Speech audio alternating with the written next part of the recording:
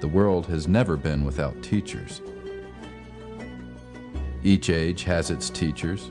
Abraham, Moses, Jesus, Buddha, and Muhammad were some of the great ones. But after those, there are always special beings, perfect representatives of the messages brought by God's messengers. Rumi is one of them, one of those complete human beings.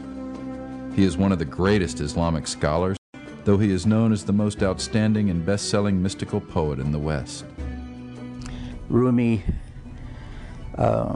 is, of course, a 13th century man who was born to scholars, and his father was a great scholar, considered the greatest scholar of his time.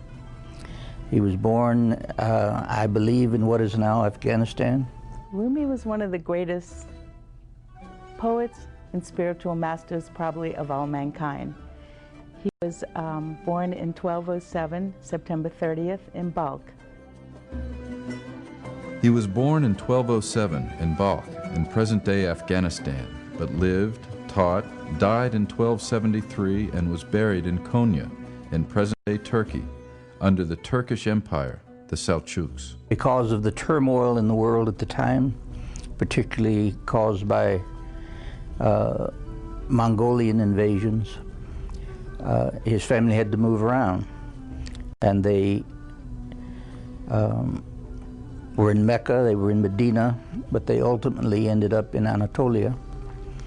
And it's from this place that I believe his name came, because Rumi means the land of Rum, and Anatolia was that land.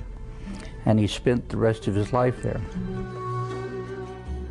He was a father, husband, and university professor. He merged all these aspects of life into a unified existence. He linked all of his life with the thought of God and the practices toward humanity that this thought manifests. Thus, he became one of the greatest teachers of universal love and peace.